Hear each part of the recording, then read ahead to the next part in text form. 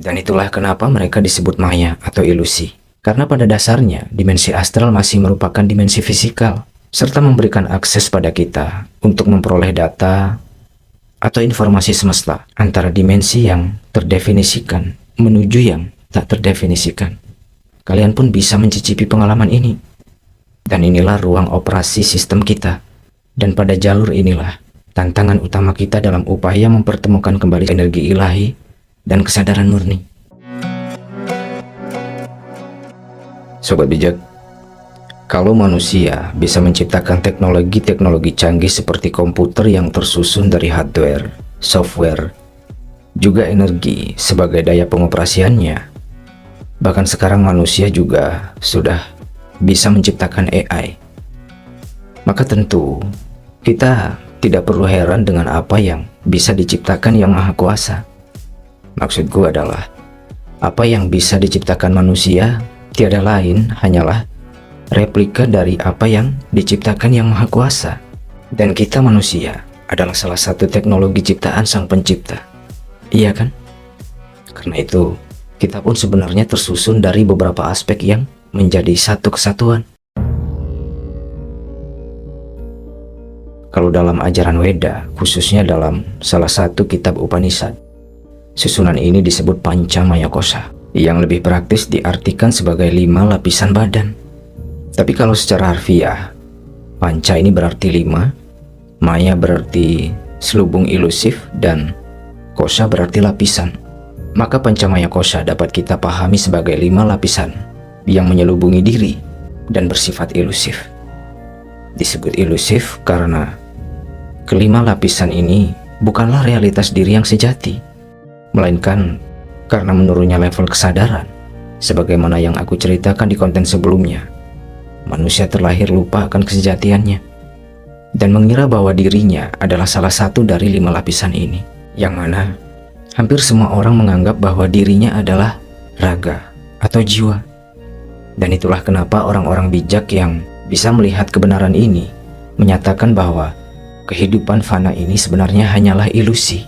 Dan untuk menghilangkan kebingungan ini, kita langsung saja ulas mulai dari lapisan yang pertama, yaitu Ana Maya Kosha. Yang secara harfiah, Ana berarti makanan.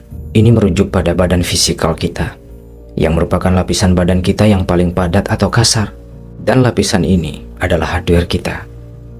Disebut sebagai lapisan yang tersusun dari makanan, karena sejatinya tubuh jasmani kita ini memang terbentuk dari saripati makanan yang kita konsumsi sejak masih dalam kandungan. Kemudian, dengan memori yang diperoleh dari DNA, jasmani kita pun terbentuk sedemikian rupa. Dan lebih spesifik lagi, melalui informasi yang diperoleh dari gen, baik yang berupa intelektual maupun emosional, yang juga merupakan samskara dari karma-karma kita yang sebelumnya. Maka terbentuklah watak kita, termasuk program dasar kita yang disebut karma wasana.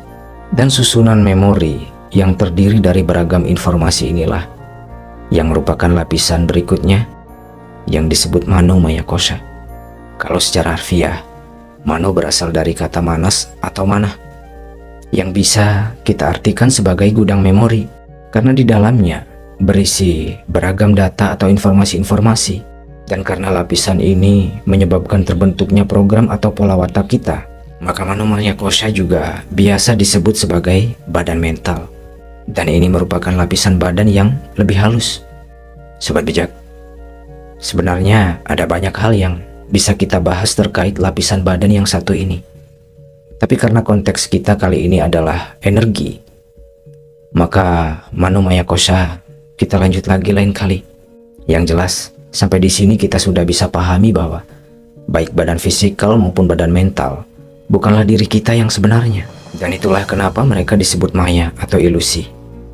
Yang kalau kita sederhanakan penjelasannya, dua lapisan badan ini terbentuk dari kombinasi antara apa yang kita konsumsi dan berbagai informasi yang terpendam dalam memori.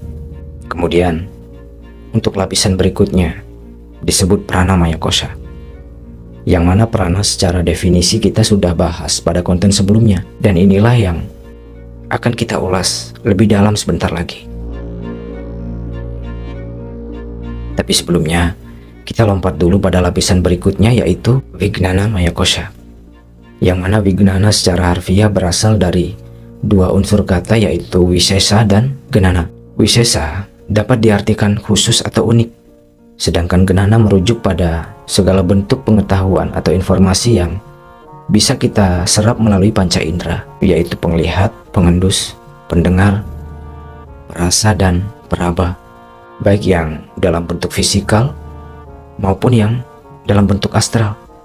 Dan kalau ada pertanyaan, kenapa dimensi astral juga termasuk dalam kategori ini? Karena pada dasarnya dimensi astral masih merupakan dimensi fisikal, tapi lebih halus, sehingga pantulan cahayanya tidak bisa tertangkap oleh sensor mata biasa. Begitu juga suaranya, aromanya, teksturnya, suhunya tidak mudah terdeteksi oleh persepsi indera yang biasa. Dan ini akan kita perjelas dalam konten yang tersendiri khusus tentang Annamaya Kosha. Intinya adalah segala bentuk informasi yang berasal dari dimensi yang masih bisa terdeteksi oleh panca indera disebut Gnana. Sedangkan Vijnana mengacu pada informasi-informasi atau pengetahuan yang tidak bisa terdeteksi oleh panca indera, yang hanya bisa diperoleh dengan cara-cara yang unik atau persepsi yang khusus. Kalau dalam bahasa Sanskerta, persepsi ini disebut prajna. Ini juga sudah pernah aku singgung pada kontenku tentang wahyu. Karena itu, supaya lebih efisien, aku tidak jelaskan lagi di sini. Tapi kalau ada yang mau mampir ke kontenku yang satu itu, linknya ada di kolom deskripsi. Sekarang kita lanjut dulu Vijnana Maya Kosha, yang mana ini adalah lapisan badan yang sudah mulai melebur. Kalau 3 lapisan sebelumnya lebih padat dan masih bisa kita deteksi dengan panca indera, maka pada lapisan ini frekuensi energinya sudah jauh lebih tinggi, sehingga tekstur lapisannya mulai pecah atau melebur. Tapi masih ada informasi-informasi fundamental terkait kehidupan yang lebih mendalam, yang masih bisa terserap melalui persepsi khusus yang disebut prajna tadi. Lapisan ini juga bisa kita ibaratkan sebagai server yang bisa menghubungkan kita dengan lingkungan sekitar kita secara batiniah, serta memberikan akses pada kita untuk memperoleh data atau informasi semesta yang dalam bahasa Sanskerta dikenal dengan istilah Akasha. Tapi dalam teosofi istilah ini dimodifikasi menjadi Akashic Record. Dengan kata lain, orang yang vibrasi energinya sudah mulai mencapai lapisan ini, intuisi dan empatinya akan berkembang. Makin tinggi frekuensinya, makin peka intuisi dan empatinya, dan makin intens juga informasi-informasi tentang kebenaran hidup yang lebih mendalam itu terserap olehnya. Maka kebingungan pun tidak akan ada lagi.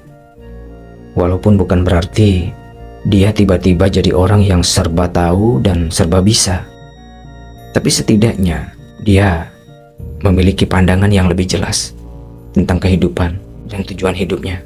Tahu apa yang perlu dan tidak perlu untuk dilakukan, termasuk bagaimana harus melakukannya. Tapi ini bukan tentang memenuhi cita-cita atau harapan-harapan, karena cita-cita dan harapan hanyalah tujuan mental, bukan tujuan hidup. Ini adalah tentang kehidupan yang sebenarnya, yang berkaitan dengan kesejatian diri dan hubungannya terhadap segala eksistensi. Karena itulah, Vijnana juga diartikan sebagai kebijaksanaan yang amat mendalam. Dan Vijnana Maya Kosha juga bisa kita pahami sebagai lapisan transisi antara dimensi yang berwujud dan yang tak berwujud, antara dimensi yang terdefinisikan menuju yang tak terdefinisikan, yaitu Ananda Maya Kosha. Dan inilah lapisan badan terluar dan terluas kita yang sudah tak bisa terdeteksi, tapi eksis. Tapi kalau mau dikaji pengertiannya secara harfiah, kata Ananda tetap saja tidak bisa kita artikan dengan kata apapun dalam bahasa Indonesia, karena memang tidak ada kosakata dalam bahasa apapun yang bisa digunakan untuk mendefinisikan kata Ananda ini. Kalau mau dipaksakan, kata yang paling mendekati adalah kebahagiaan. Kalau dalam bahasa Inggris ini bisa dipadankan dengan kata bliss, yang biasa digunakan untuk mengungkapkan perasaan yang melebihi kata happy atau senang. Tapi kata ini baru mendekati, bukan mendefinisi. Sesuatu yang tidak bisa dideteksi, tidak mungkin untuk dipahami, iya kan? Dan kalau kita tidak bisa memahaminya, maka wajar kalau kita juga tidak bisa mendefinisikannya. Bukankah begitu? Sobat bijak, kalau kalian pernah merasakan sensasi yang luar biasa, yang membuat energi di sekujur tubuh kalian bergetar hebat, yang mirip dengan sensasi merinding, tapi bukan merinding, lalu air mata kalian juga menetes, yang bukan karena sedih, bukan juga karena terbayang kenangan yang mengharukan, menetes begitu saja, dan disertai kebahagiaan yang tak terjelaskan. Itulah yang disebut ananda, salah satu sensasi yang biasa dialami oleh orang-orang yang mengalami samadhi. Dan inilah yang sering aku singgung pada konten-konten sebelumnya sebagai sebuah kenikmatan internal yang tidak bisa ditandingi oleh kenikmatan dari objek-objek eksternal pemenuh hasrat, jiwa dan raga. Yang kalau orang-orang juga bisa sampai pada tingkat ini saja, mereka pun tak perlu lagi bergantung pada objek-objek eksternal untuk mengejar kebahagiaan dan kepuasan. Sehingga tak perlu lagi ada drama-drama seperti rebutan, penipuan, perampasan, pemaksaan, pemerkosaan, dan tindakan-tindakan pelampiasan hasrat lain yang menyebabkan kekacauan. Tapi penting juga untuk dipahami bahwa bentuk atau sifat alami dari lapisan ini bukanlah pada sensasinya yang disebut ananda. Hanya saja ketika kita menyentuh lapisan ini, secara otomatis kita akan merasakan sensasi yang seperti aku gambarkan tadi. Karena itulah lapisan ini disebut ananda maya kosha, tapi masih disebut maya atau ilusi, karena sensasi itu bukanlah yang hakiki. Sensasi ananda hanyalah sisi terluar dari lapisan vignana yang sekaligus merupakan gerbang terdepan menuju dimensi yang tak terdefinisikan itu. Dan untuk mentransen energi sampai ke tahap ini sebenarnya tidak terlalu sulit kalau niat dan tekad sudah bulat, kemudian dikombinasi dengan ketekunan, kesabaran yang disertai pemahaman-pemahaman yang mendalam. Maka dengan laku-laku spiritual yang sudah ada, kalian pun bisa mencicipi pengalaman ini. Hanya saja mempertahankannya setiap saat dalam keadaan apapun adalah tantangan yang berbeda. Dan kalau kita bisa menjaga vibrasi energi kita cukup lama pada lapisan ini, mungkin kesadaran murni, mukti, moksha bukan lagi sekedar cerita. Aku bilang mungkin karena jujur aku pun belum sampai ke situ. Tapi kalau mengalami beberapa hal luar biasa yang sudah aku jelaskan tadi terdengar menarik juga bagi kalian, maka tetaplah duduk manis dan pusatkan perhatian, karena kita akan melanjutkan pembahasan pokok kita tentang energi.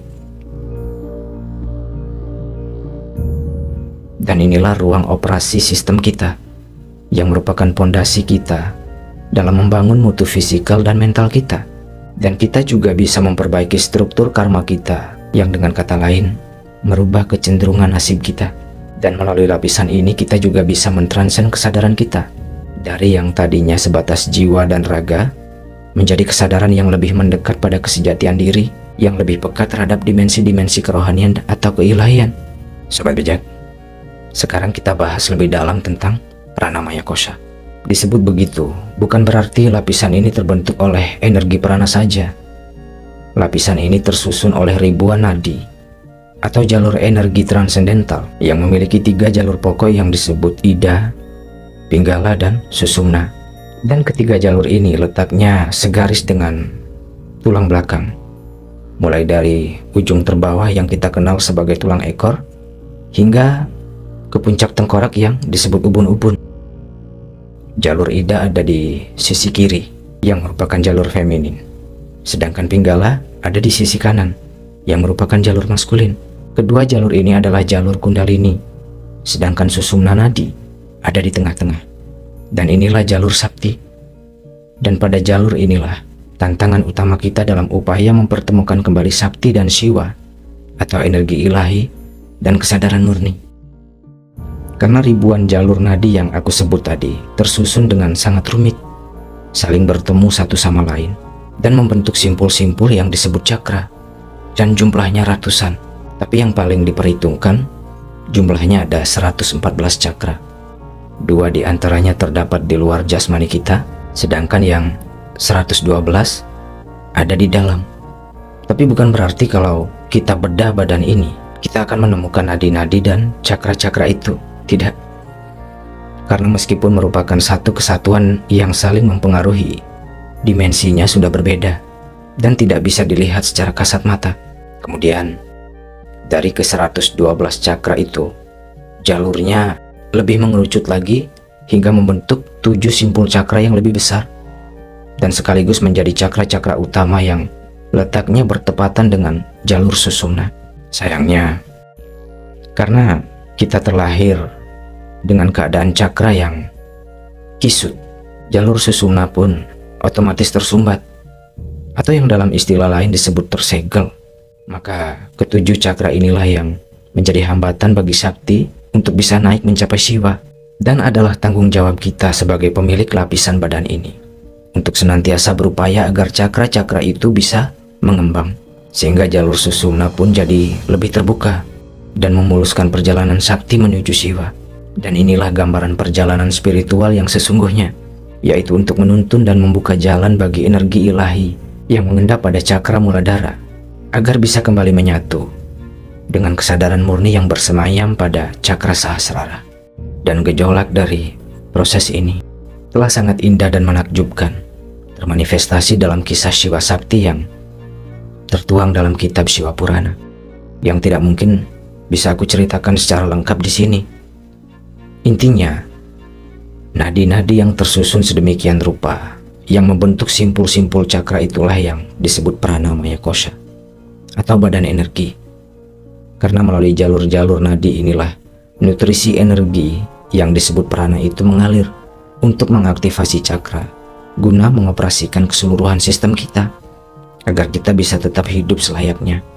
Dan baik buruknya kualitas badan energi inilah yang menentukan baik buruknya kualitas hidup jasmani dan duniawi kita, serta tinggi rendahnya tingkatan rohani kita.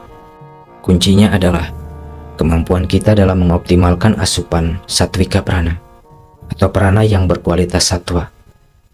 Kalau ada yang belum tahu tentang yang kumaksud sebagai prana yang berkualitas satwa ini, secara garis besar penjelasannya ada di konten sebelumnya dan linknya ada di kolom deskripsi. Sobat bijak, sebenarnya masih banyak yang perlu diulas pada bagian cakra ini sebelum kita bisa membahas tentang kiat-kiat yang bisa kita lakukan untuk mengembangkan cakra itu, termasuk juga dari mana dan bagaimana kita bisa memperoleh satwika prana. Hanya saja, gadgetku kurang mendukung untuk proses editing video yang berdurasi terlalu panjang. Karena itu, kita sudahi dulu.